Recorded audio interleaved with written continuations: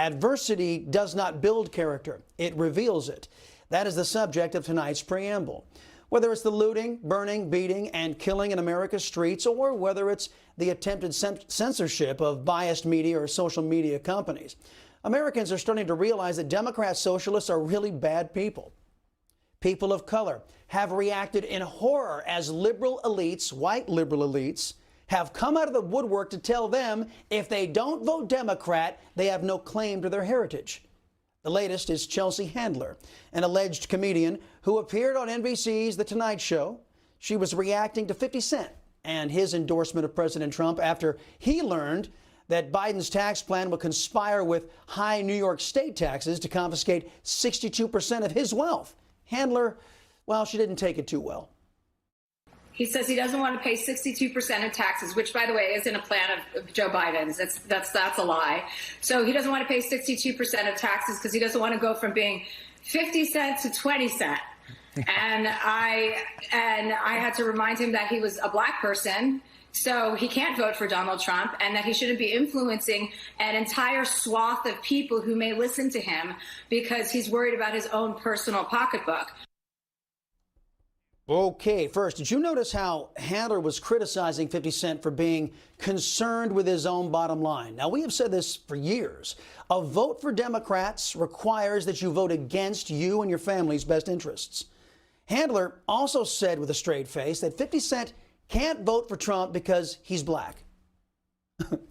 Show of hands out there. How many of you people of color are sick and tired of pasty white socialists like Chelsea Handler, Nancy Pelosi, Chuck Schumer, and the rest of them telling you how to vote? Well, apparently this liberal white race shaming, it worked over the weekend. 50 Cent tweeted F Trump, giving in to the peer pressure.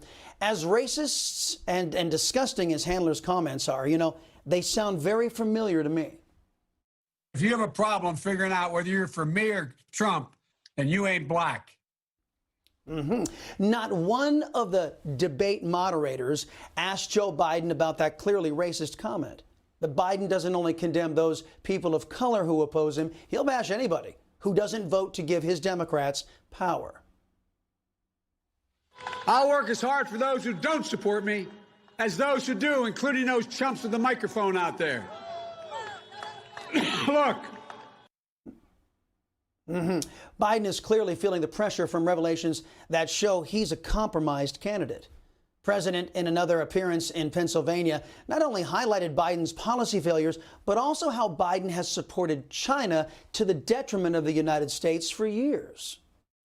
You know, remember, he'd say, I'm against fracking. I will ban fracking. He did this for over a year.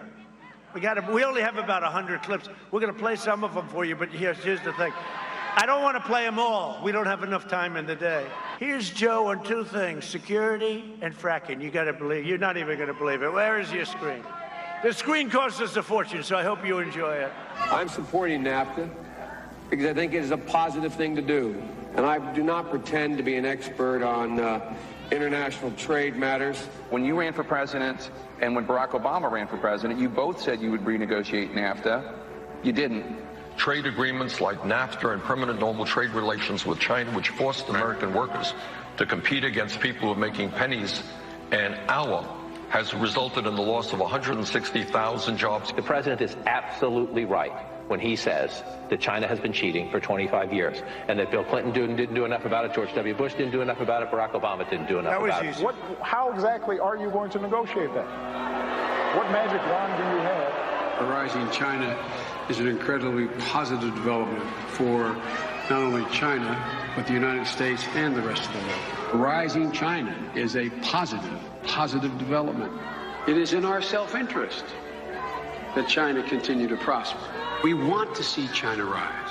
China is a great nation, and we should hope for the continued expansion. China is not our enemy. We talk about China as our competitor. We should be helping. The idea that China is going to eat our lunch is bizarre. The idea that they are our competition, they're going to beat us, is bizarre. China is going to eat our lunch? Come on, man. They're not bad folks. They're not bad. Come on, man. They're not bad folks.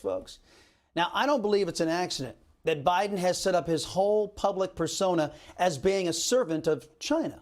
As the emails from Hunter Biden's laptop show and the leaked Hunter Biden sex tapes demonstrates, Biden was under intense personal and financial pressure to do Xi Jinping's bidding. First, as the laptop shows, Biden had a financial incentive as millions of dollars rolled into his family's coffers, courtesy of Communist China.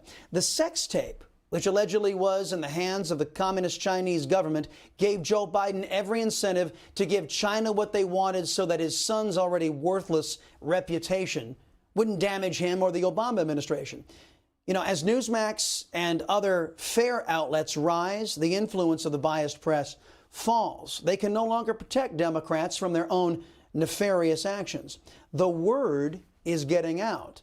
The more Americans learn about the Bidens, the more the polls shift back toward President Trump.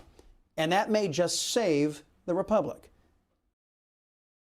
You just watched Newsmax TV, America's fastest growing cable news channel, now in more than 70 million homes. You can get Newsmax TV on your cable system or check your cable guide. And if your system doesn't carry Newsmax, call them, tell them you want Newsmax TV, because we're real news for real people.